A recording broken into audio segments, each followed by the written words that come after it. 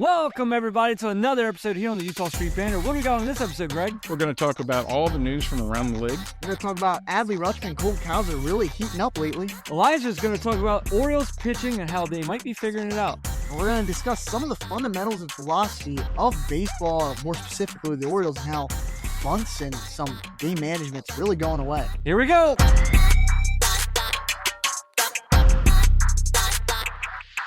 Welcome to the Utah Street Banter Podcast.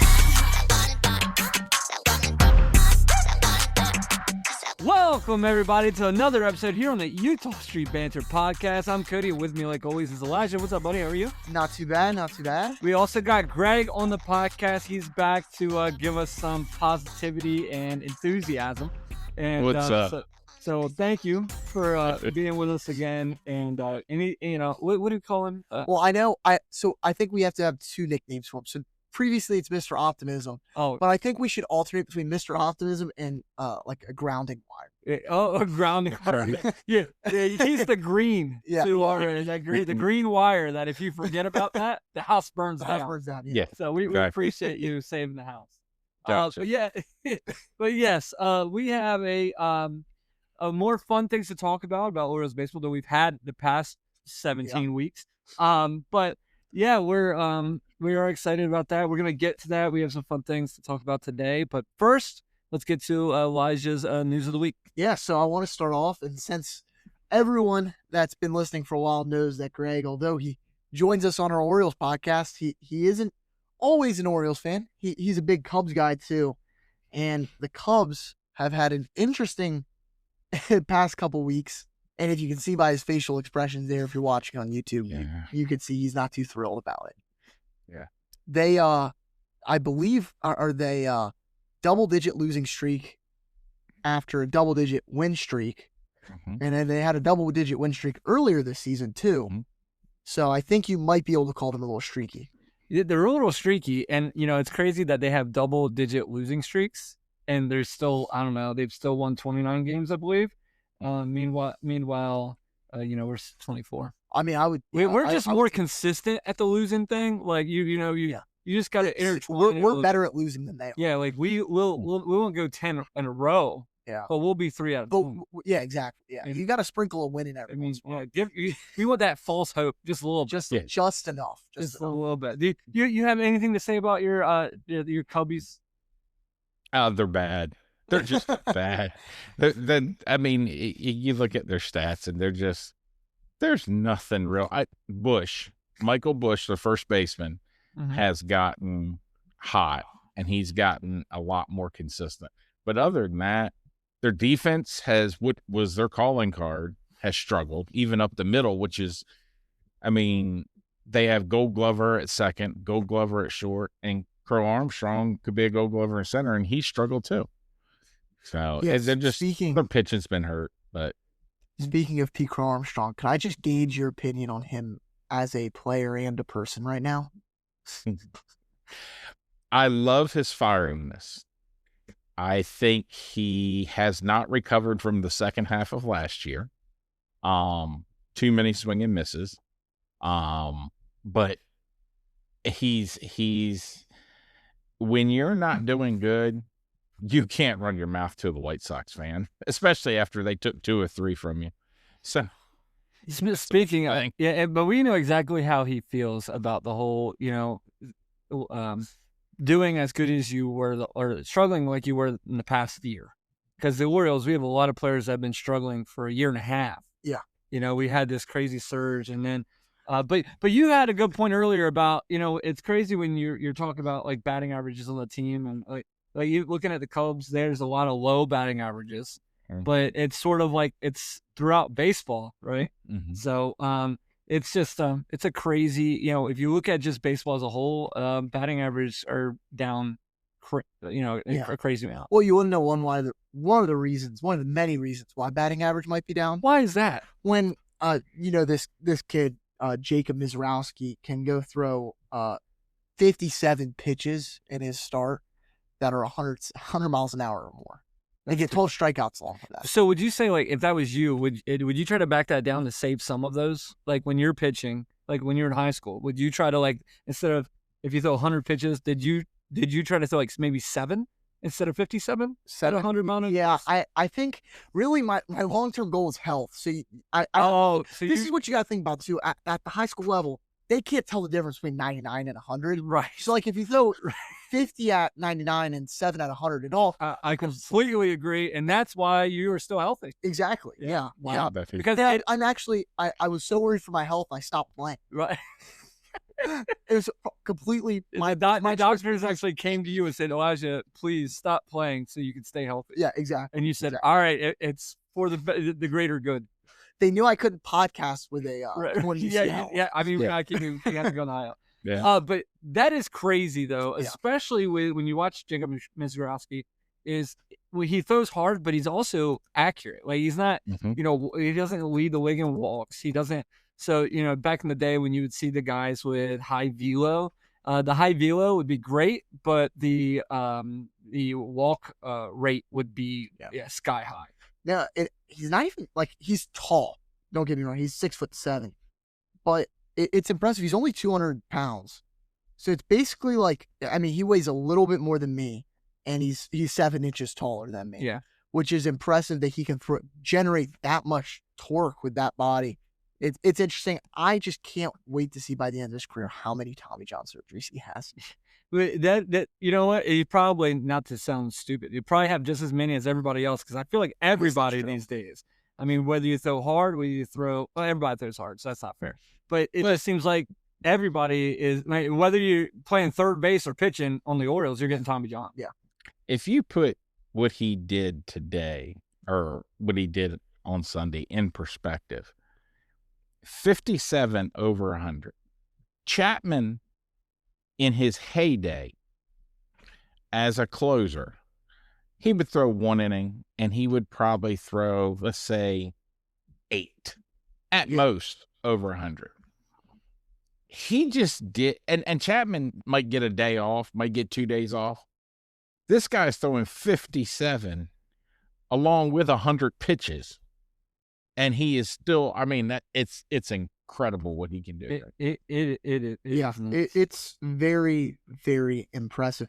And I don't know, if I were Jacob Mizorowski, I would maybe reach out to Robles Chapman and be like, hey, is there anything special you did to stay healthy? Because he's the only person that throws as fast as he did that hasn't had a major arm injury throughout his career. The Cuban Missile never failed. Well, it did one time. Oh, I'm talking about this one. Oh, we don't need to go back. Don't make this. Don't bring up politics, Cody. We don't need to go back to the 1960s. I'm just trying to stay statistically correct. There you go. Did they fail if they were never launched? Yes, that's a fail. That's a fail. Oh, that's like, did I fail a test when I didn't turn it in? Okay. I like how you were using analytics in that, Cody. Did you? I tell you what, I'm using a lot of big words today. Yeah. So if you got your Scrabble game out, make sure you're play the Scrabble. Pieces in line. Yeah. I do want to just quickly heat on the Yankees for a little bit here, because that's one of my favorite pastimes. It's like watching baseball, talking about the Orioles, hating Yankees. It's like it goes together. They only have 2 wins. This is now going into Tuesday. They only have 2 wins against teams above 500. I know this series they're currently playing the Royals, so the Royals cannot get up to 500 against the Yankees. Right. So it's gonna stay that way, that they only have 2 wins, once against the Brewers, one against Tampa Bay. And they've kind of got their butt kicked by teams. Now, I don't want to play devil's advocate for the Yankees. To be fair, when there's only like 3 teams in the American League that are above 500, it's hard to do that. But still, they're not doing great against teams above 500. True. I mean, it is crazy looking across baseball. I know we talked about it a little bit before, just how bad the American League is average-wise, win-loss.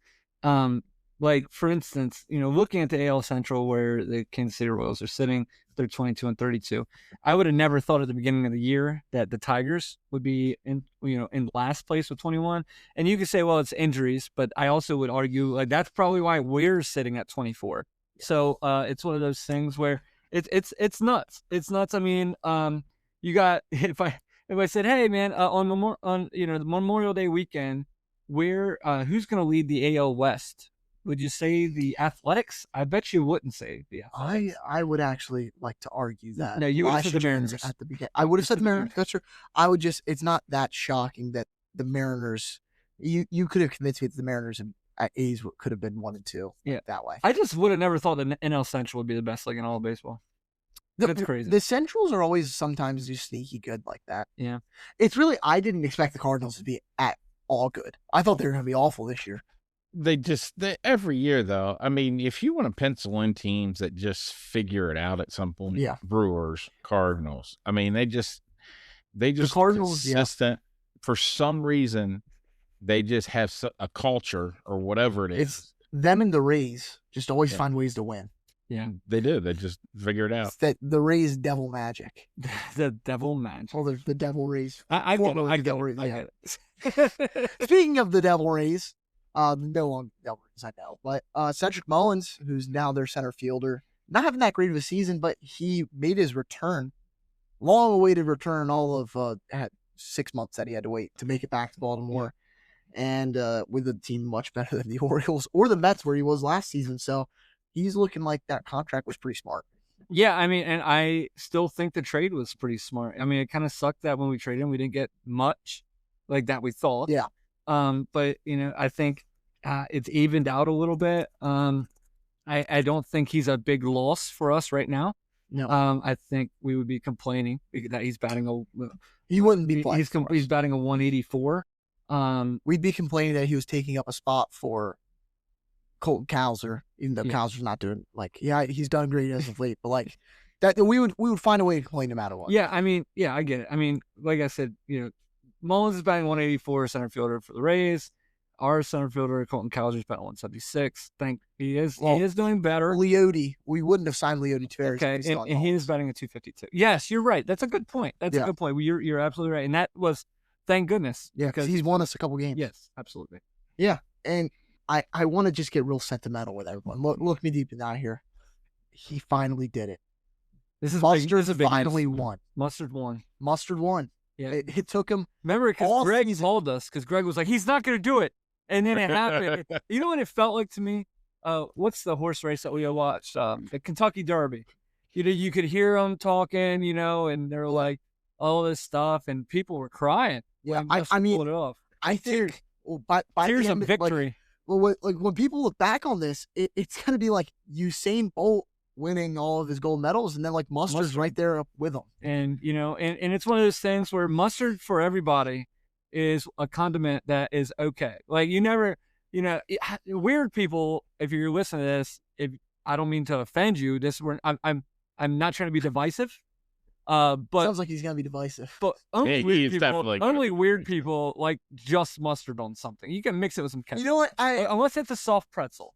Soft pretzel. Soft pretzels? Salted soft pretzel. Salted soft- Cinnamon soft pretzel with mustard. You're psychotic. I don't know what you are. No, but- yeah, I agree because for me personally, I go ketchup and mustard, but I choose to root for mustard actually in hot dog races because Is it because he's bad and he never wins? well, Is that it's Because that there's might be why something you about root me for the that- Orioles yeah. too.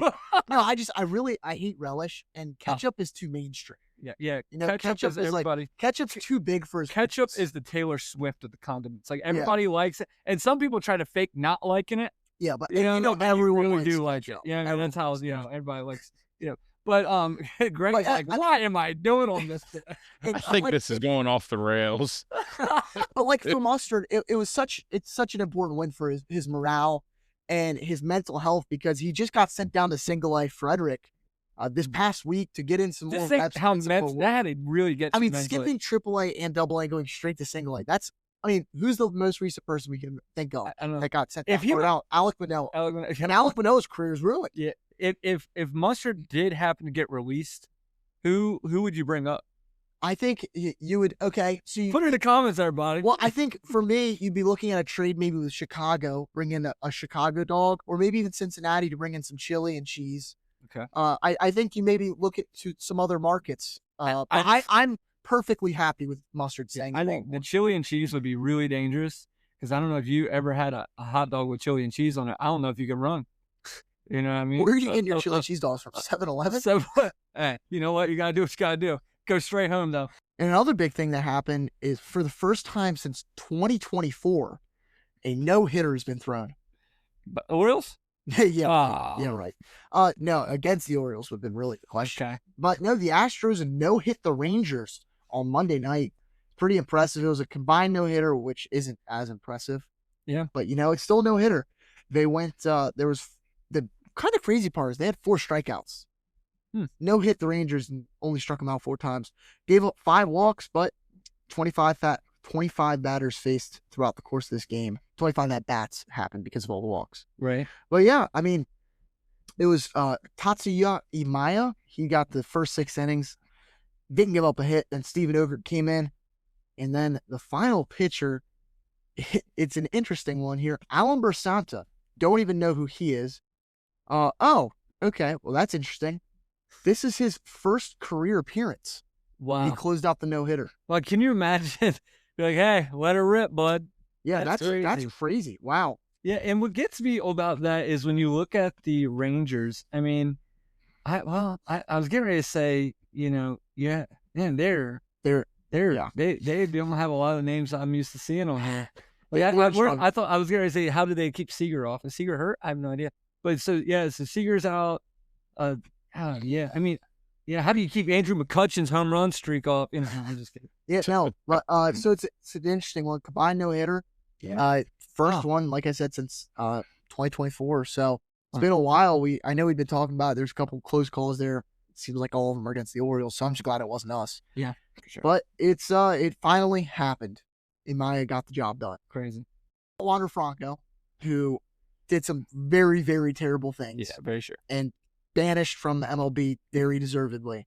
And he was convicted of his crimes, but will face 0 jail time, which I find absolutely How does that even? ridiculous. Yeah, that's ridiculous. I understand. I mean, he was dating a 15-year-old, and was convicted of dating a 15-year-old, and doesn't go to jail or anything. Yeah, it just proves that your public status might mean a little bit. Yeah, and see, a lot of people I feel like are going to take this as a hit on the Dominican Republic's legal system and the Dominican Republic as a whole.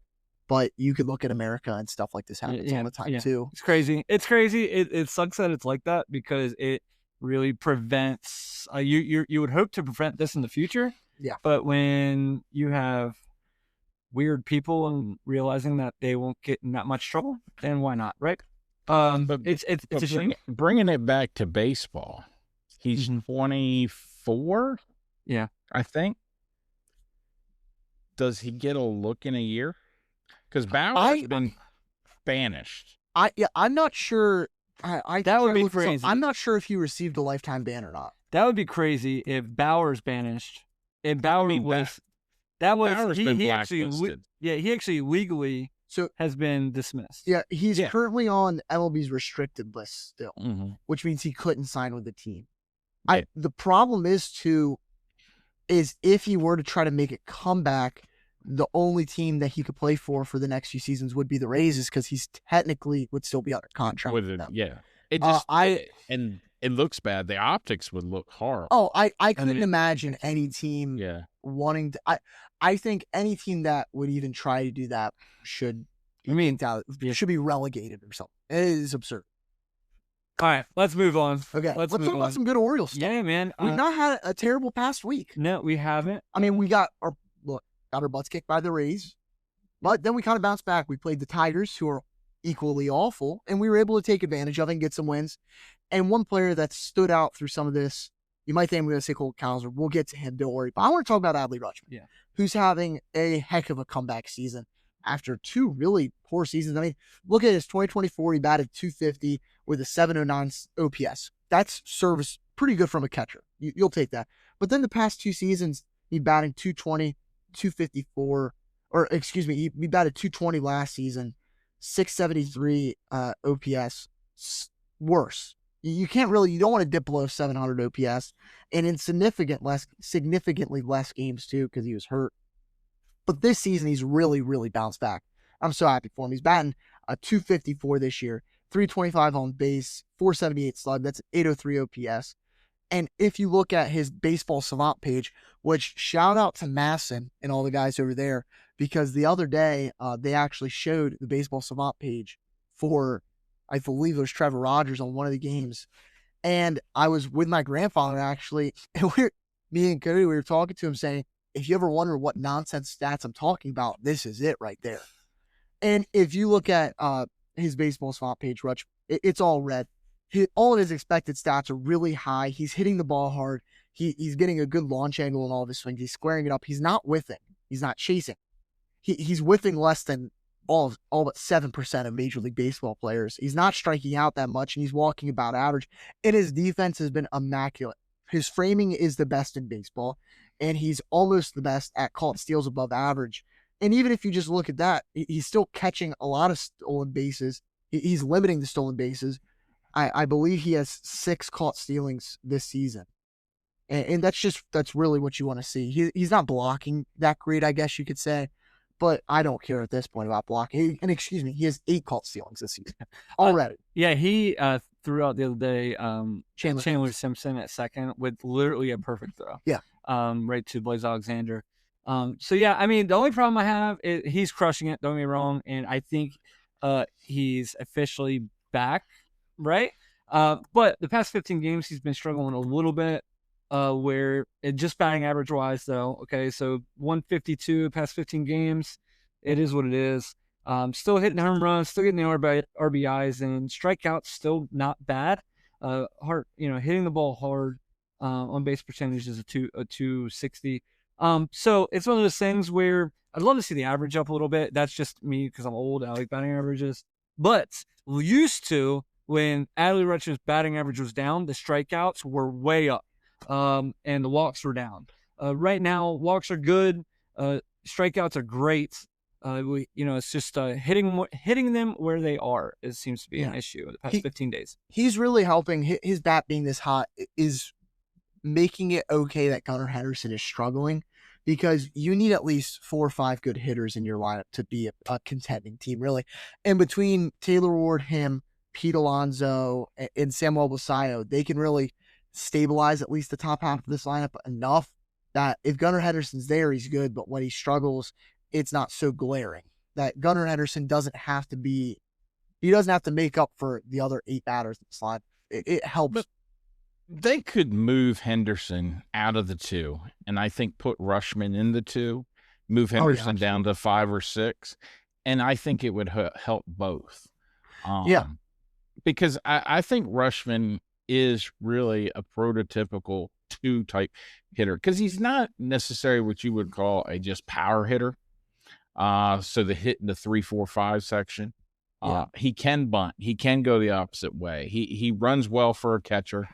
And you have the one thing I'm blown away with the Orioles, and especially with Rutschman, as good as he's been this year. I know he had a little injury and he's come back, but you have a guy in Ward, when he hits leadoff, he's hitting his on base percentage over 400. But you have a guy hitting in the 2 hole whose on base percentage is like 3, which is not good for, so it confuses me why they haven't tried to take pressure off of Henderson, move him out of that spot, put a guy who can move runners around the bases as Rutschman can in the 2 hole, and help Alonso and so forth down in the line. No, because I like Rutschman. I completely agree. I think Rutschman, I mean, you're looking, if you could, like with the names I said, if you do Ward, Rutschman, Basallo, Alonso, you do some sort of order for the top 4. No one's going to want to face that. With the way Basallo's been hitting when he's fully there, Alonso's always dangerous. Rutschman's good. Ward is going to get on base every other at bat, basically. If you can do like a Ward 1, Rutschman 2, Basallo 3, Alonso 4, Alonso 3, Basallo 4, really either one, it doesn't matter. And then maybe have Gunnar at 5. If Gunnar gets hot, Gunnar Henderson as your 5-hole hitter is pretty darn good. Yeah. I will say the one thing that I do notice is, just give him some love, is Gunnar Henderson in the past 30 days has been crushing it. The past 7 days, he's batting a 308 average, 357 on base percentage. Past 15 days, he's batting a 255 with a 293 on base. In the past 30 days, he is at a 243 with a 276 on base. Now, that comes to the year on, when you look at the year average, he's at 221 275 on base. But the one good thing is now is if he can keep this rolling, even the average way, keeping the average, keep building the on base percentage, it does help a lot. But I'm still a fan of the 3, but the 3-hole, 4-hole. I mean, but the one issue I have is the thing that's worrisome when I look at the Orioles lineup seems to be like, where did Taylor Ward's pop go? It's gone. It went with his swings. I actually, there was a great video made on YouTube. I forget the channel at the moment that made a video about it. He's just not swinging the bat distance. It's just like, well, it was last year he had 37 home runs or whatever. Right now he's sitting at 2. Like Jeremiah Jackson has 4 more home runs than Taylor Ward. Yeah. Not that Taylor Ward's doing bad. That's not what I'm saying. It's just he's doing good in a very different way. Yeah, we were looking for a right-handed power. And he's an on-base machine. Yeah, and well, I think some of that though is the fact they got him in the leadoff hole. Maybe. I think that's the one thing is when you look at the Orioles, they're not constructed perfect. Ideally, Tavares should be up in the leadoff. I mean, he's over 300. I think he's close to 365 on base. And he's a switch hitter. And he's a switch hitter. I just, the biggest thing I find with the Orioles, especially, and bringing this back to Rushman to me fits in a 2-hole because he's not a guy, because he can do things with the bat. Yeah. I like Henderson. I always have, but Henderson to me is a prototypical 3-4 guy. Now, if Henderson's on base percentage was a lot higher with his speed, he could hit leadoff. I mean, he would be very scary at that. But he's just not a high on base guy. So and I think we all agree that if in baseball, the teams that win have high on base guys up in the top of the lineup. So it gives Alonso chances for RBI. It gives these guys, Henderson, RBI chances. I just don't. I mean, you're not going to ask Henderson to bunt the ball in the 2-hole. Yeah. I don't think he could bunt the ball. Yeah, I think what would be nice is after the All-Star break, if Jackson Holliday's comfortable enough, like batting wise, is for him to start moving up and taking a little stress off the top of our lineup, just to have the speed, the ability for power. The power ability is a better way to say that. Just to have him. I mean, I think it's going to take a minute to get going because he's still.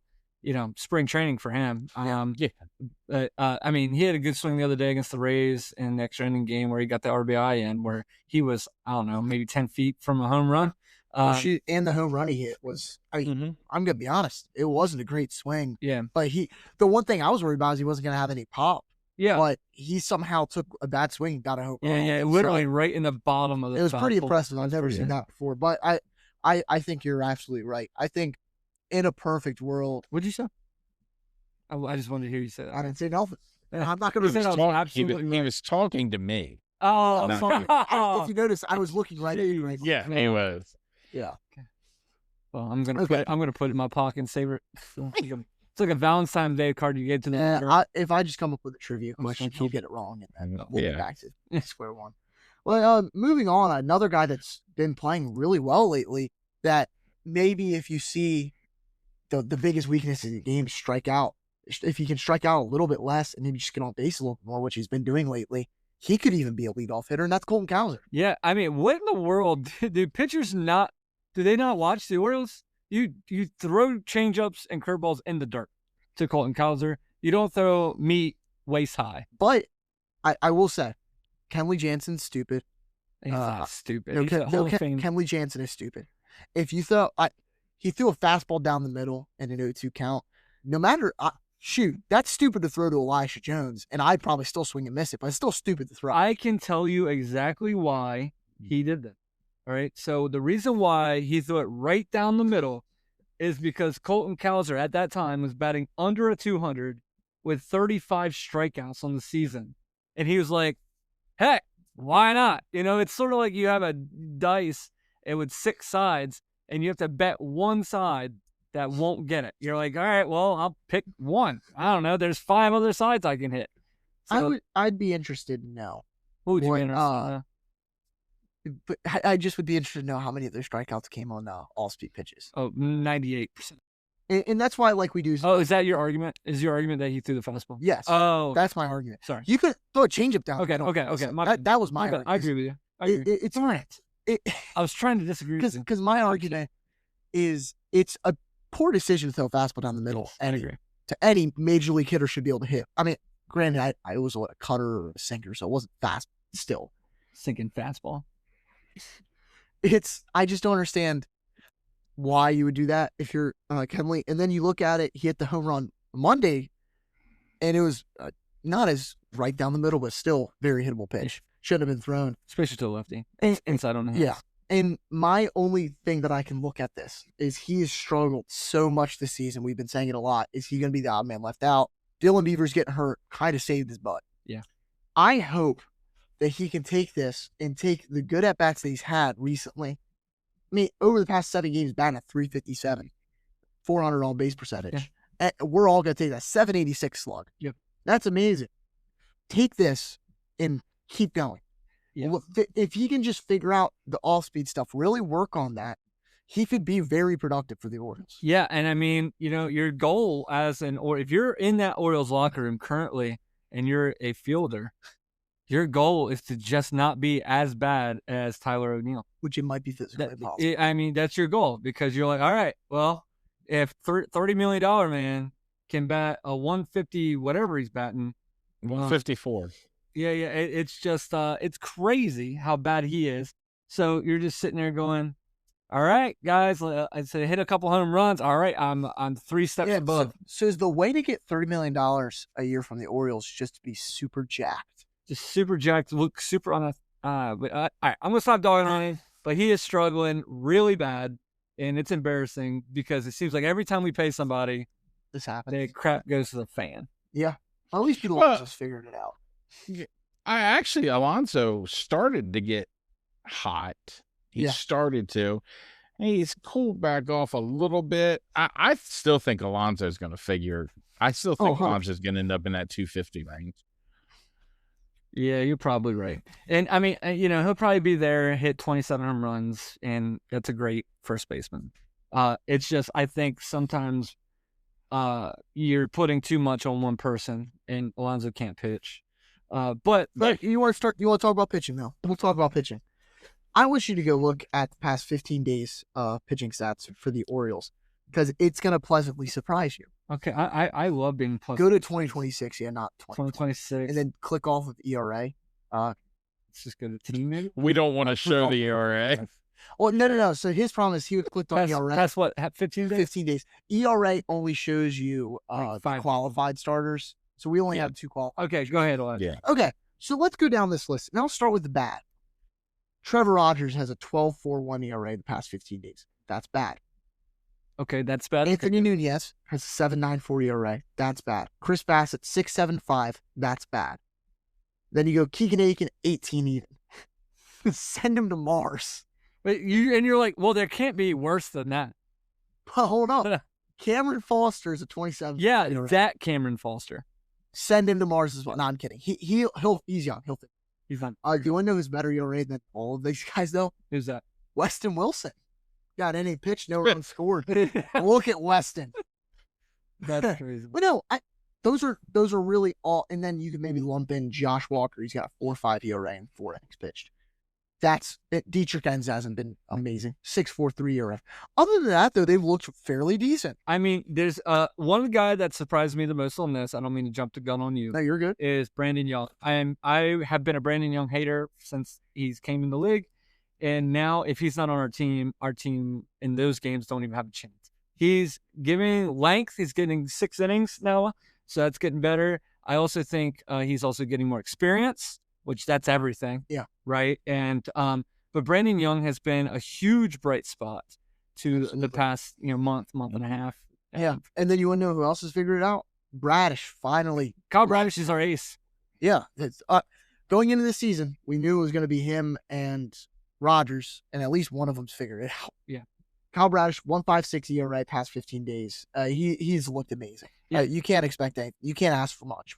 I just feel like the one thing he doesn't get is like when Bradish pitches, we don't score. Yeah, he gets no runs. You know what I mean? So the past 6 games, he's a he's like a 3.78 ERA. Not great, but it's doable. Yeah. And he's 1 Yeah, and 4, one win, 4 losses. He's given you a chance in every Absolutely. one of those games. Yeah. And the funny thing is, though, on the flip side of it, Young ERA in probably about the same amount is about the same.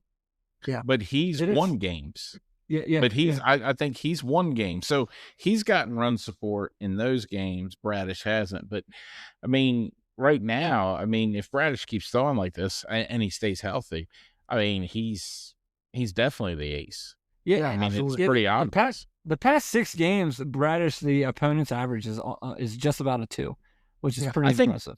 I think that's one of the biggest stats, average. How are they hitting off your guy? And I mean, that's really good. I mean, and to bring it full circle, I mean, you have Bradish, you have Young's pitching well, and you actually have a starter that has to get a reliever to start for him before he's allowed to pitch. All right. Which is the most Oriole thing ever. Absolutely. And we'll delve into that more in just a few short moments, Greg. I know you're chomping at the bit, ready to really get into that. I just want to talk about some more good stuff in the bullpen. Yeah. We just get real negative. Well, look at Rico Garcia, who's not been as untouchable lately, but he's still done really good, not allowing that many hits. Only giving up, I believe it's like, what? He's given up, 5 hits over the past 15 games, and before that, I think he'd only given up 1. So that's 6 hits all season. I'm not going to be upset at that. Yennier Cado's looked really good, too, thankfully. He's sneakily had one of the best seasons on the team. Yeah, I think the first, I don't mean to dive negative like you just told me not to, but I'm going to say one thing. I think the one frustrating part for me is Albert Suarez has pitched in 19 innings this season.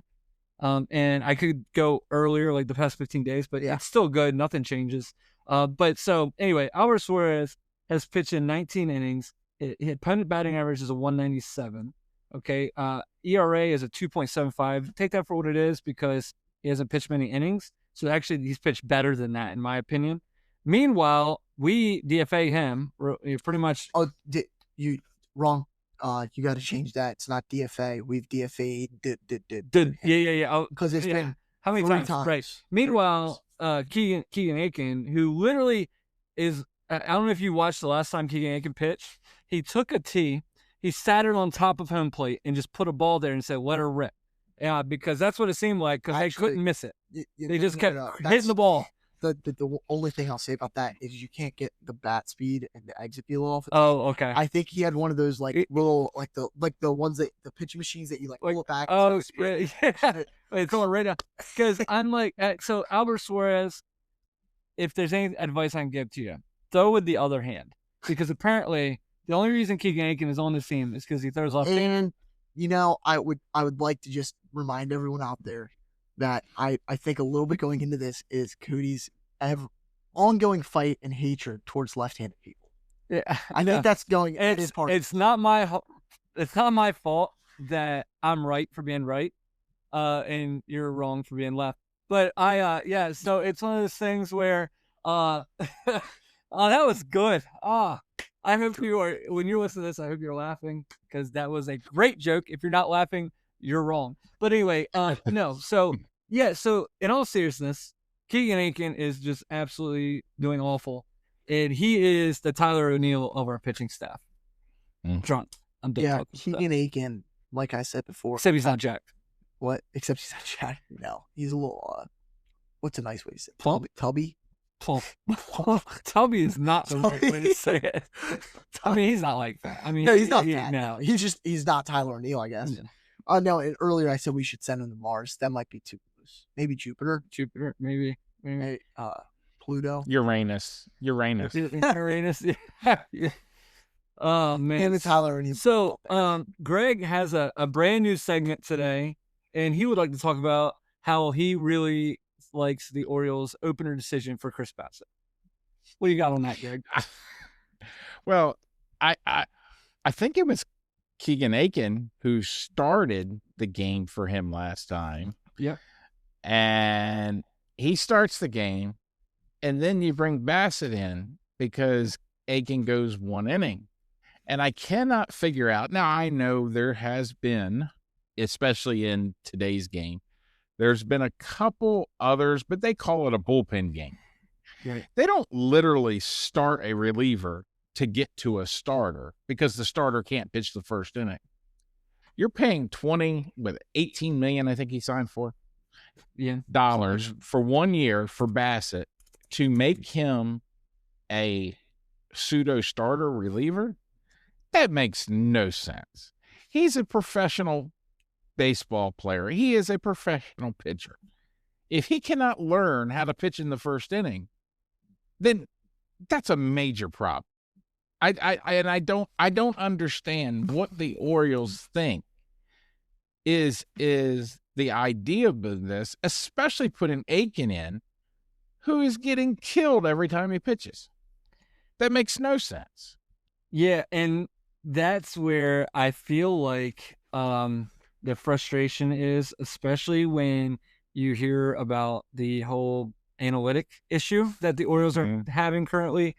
Ben McDonald obviously is the one guy that has spoke out the most about this.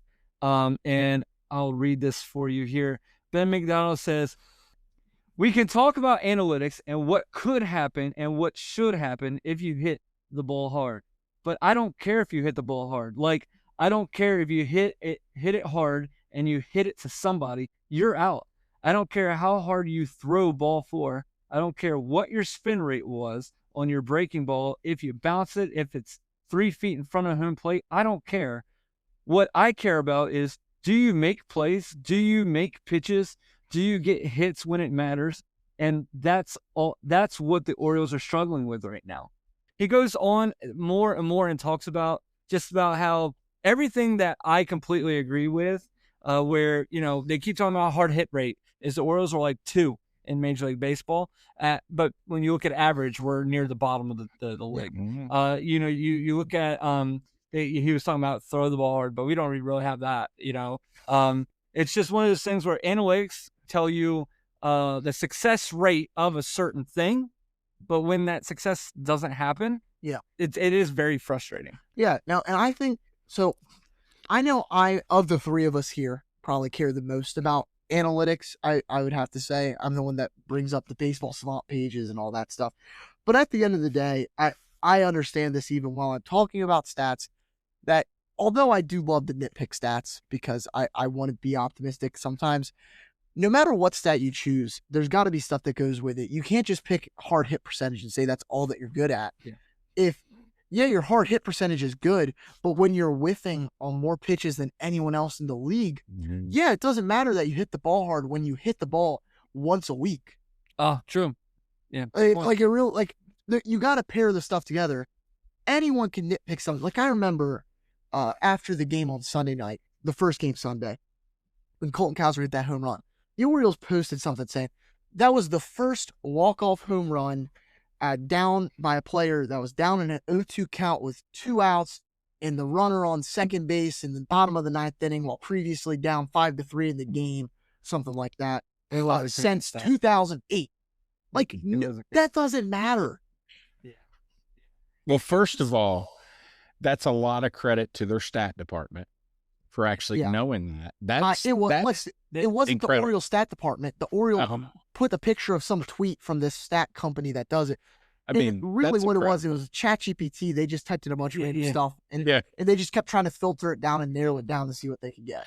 I mean, analytics, stats are great, and stats do tell a picture, but it does not tell the whole picture. And I believe that and I think this started with the Orioles a few years ago. Pitchers getting to 6 innings, 5 innings, we're going straight to the bullpen. By the end of the year, your bullpen's tired. I think that's one reason Henderson hasn't moved out of the 2. I truly believe they're running that team based off of stats, or based off of what they perceive as stats, and not off of feel. You go back and you look through the years, the best managers, the best ball clubs are run off of feel. Yes, everybody uses stats. Every team in Major League has an analytical department. Moneyball, we all remember how that's worked out, and that was based off averages, percentages, and everything. But every team has it, but you still have to understand the feel of the game, just the basics of the game. And I agree with Ben McDonald so much. It does not matter what stat says if you can't throw a strike and if you can't hit a ball. It does not matter. I agree. Yeah. Now, I think experience is so important. Yeah. On just a coaching staff, and I know we talked about that last week. It's just I don't even know, because we don't have that experience of a staff, and I don't think you don't need 90-year-old Tony La Russa up here coaching, but it helps to formulate, because I guarantee if you go back and look at it, everyone wants to be the Rays with analytics. Everyone wants to be the smartest they can be, and Kevin Cash, he knows what he's doing with the analytics stuff, but he has enough feel for the game, and he was surrounding himself with enough talent to figure it out. Go look at the Giants. They're struggling. Nothing against Tony Vitello. Him and his coaching staff, I guarantee, are at least a quarter of the issues there. Yeah. And I think that's fair to say the Orioles, at least 25% of our problems are this coaching staff. And that's not me saying that they can't figure it out, but there's just so much that's going wrong here. Yeah, and I don't think understand the thing that annoys me the most with this is, like Albernaz, and obviously says he disagreed with everything that Ben McDonald said, which you can't really say that when you're losing all the time. So you should just say, "Well, I didn't hear it," even if you heard it. Yeah. And then the next day, the Orioles win. He has like a remark about how they win with. I'm just glad they didn't suspend Ben McDonald. And I'm just sitting here going, Albernaz, you can't defend. It's like you're a boxer and you lose because you kept getting punched in the face. And the guy said, "Well, why do you keep getting punched in the face?" You're like, "Well, you're wrong. Yeah. I didn't, And it's one of those things where, you're losing. Take your hits, take your punches to the face, quote unquote, right? Yeah. And move on, because you can say whatever you want when this gets turned around. Yeah. But right now, you can't defend. Yeah. Now, and there's I think it runs into a fact of when you come out and you say something like that, you start to look dumb. You really do. And it's just because everybody that heard that statement would agree with the statement based on the results the Orioles have right now. Yeah. Based on the results of things. So as a coach, and I agree, Cody, with you wholeheartedly, and say you didn't hear it, say, well, I mean, he has points or whatever, but I think it points to a bigger issue, and it points to you were hired to be your GM's puppet. And I think that's what the fans are starting to feel like who's running this team? Is it Elias or is it the manager? Yeah. And I think that creates an even bigger issue with the Orioles. Yeah, I think the front office has too much control. Ever since you know what? This is going to be unpopular. Moneyball, I think, was the downfall of baseball, honestly. Oh, okay. I think it's just every GM wants to be the next Moneyball. They want to be the next big, they want to come up with the next big thing. And there have been certain places where it's worked. Like, I'll give credit to the Rays. They'll pay their players collectively $40 million a year, and they're good every year. They figured it out. The Dodgers, even back in the 2010s and stuff, the late 2010s, they were good, and they were paying some money, but they figured out how to make it work. Those are really it, though, that's figured it out. Well, you have Theo Epstein with the Red Sox. Yeah. He brought in certain guys for certain things. But those teams, I still go back. You go to the Dodgers, you go to the Red Sox, you even go to the Cubs that year. They've got role fillers.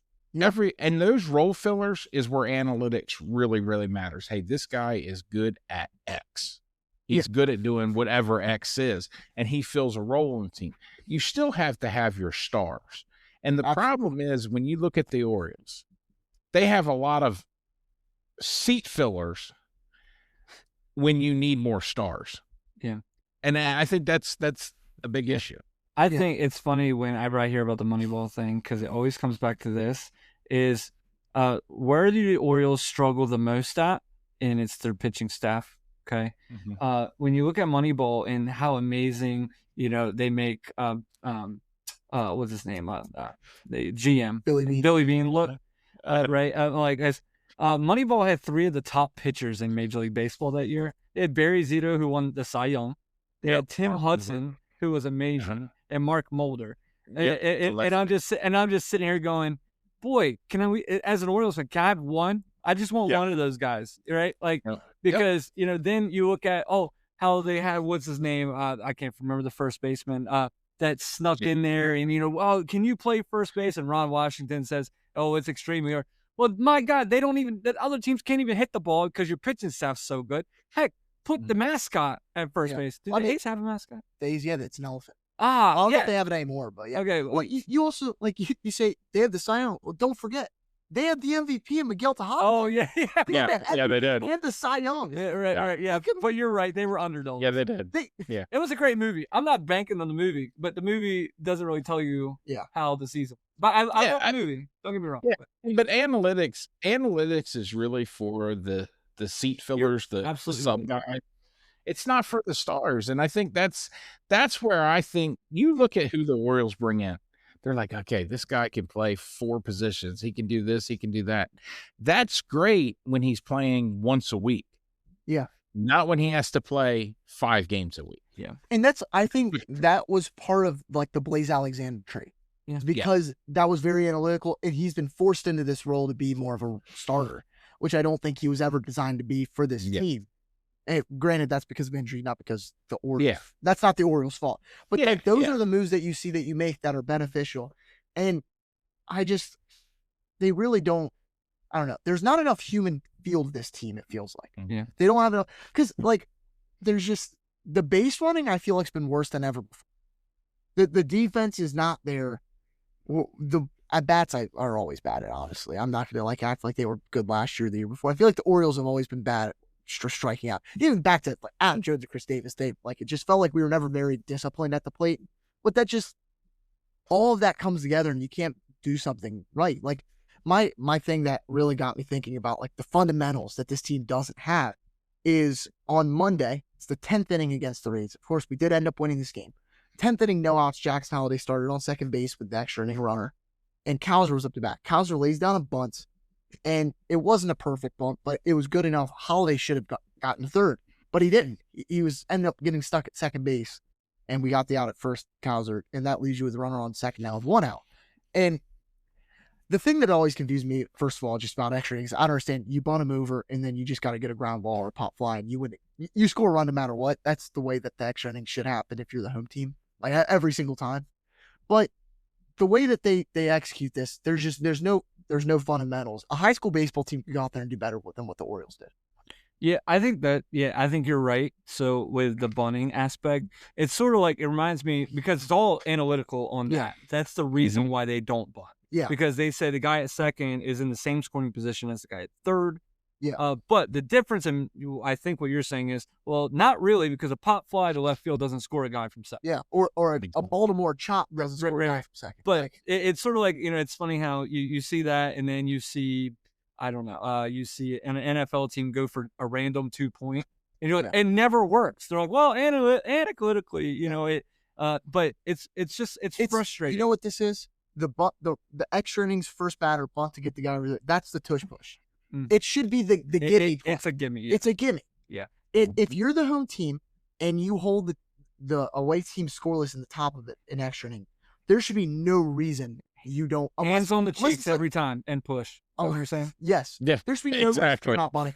Unless it's Shohei Ohtani or honestly, even if it was Pete Alonso, I don't believe Pete Alonso can lay down a bunt. Yeah. So, like, if you're going to have, it has to be some of the best hitters. Aaron Judge is not laying down a bunt with a runner on second and no outs.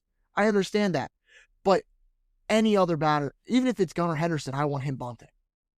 But you're also assuming, and I know saying assuming isn't bad, but it's the thing of these guys. I think the bunt, I agree. Every time I watch a game, I'm like, just bunt him over. But the one thing that is gone in that whole thing, and I think this is a part of it too, we don't look to go to the opposite field. with balls. Hey, they're pitching you away. We're still trying to pull a ball. And that's based off analytics is the swing rate in baseball to go for the home run and not take the single to right field or left field, depending. Cowser's a perfect example of that. I believe if Cowser would just look to go opposite field with more stuff, he's going to stay on the breaking ball longer. He's going to stay off the pitch in the dirt. And he's probably going to increase his average by 50 points, which guess what? You would take. But Absolutely. that part of our brain, for some reason in baseball, has gotten worse and worse. Yeah. And we just, and in the major leagues, you just don't see it as much. yeah, Now, the good teams you do. So the good teams you do see it, but it's definitely the fundamentals have gone away, and the philosophy of Major League Baseball has completely changed. Because you know what you don't see anymore? A lefty pulling the ball on the ground with a runner on second base. Right? I mean, it's that simple. It's like it's just Or if you're a righty, just slap it over to second base. Like that's what used to happen. I understand that. Yeah, you run the risk of leaving that guy on third. But when you go up there and you strike out, what's the difference? Yeah. Well, good news, everybody. Next week, when we come on this podcast, the Orioles will be undefeated since the last time you saw us. Hopefully, you've seen us a week ago, if that's it, right? But, you're not just watching it back and forth. But we're probably going to go undefeated for the rest of the week and maybe not lose another game. I just don't see how if we lose another game. Because what's going to happen is they're going to hire the three of us to come in. We got you. We're just going to have a bunting workshop. Yeah. That's all it's. And I'm just going to go over to first base with Pete Alonso, and if there's a pop fly, teach him how to open the glove. Just stick it out there instead of letting it pass him by. Oh, my gosh. Well, thank you all for joining us on another episode here on the Utah Street Banter Podcast. Remember, if you're watching this on YouTube. Please like, comment, subscribe, do all the good stuff. And if you're listening to us, you're probably listening to us on Apple Podcasts or Spotify. And I ask that you subscribe to our channel. That way you can see when we upload new shows, and give us a 5-star review, as that helps us out a ton. Thank you guys so much. Remember on all the socials, X, Instagram, Facebook, literally all of them, TikTok.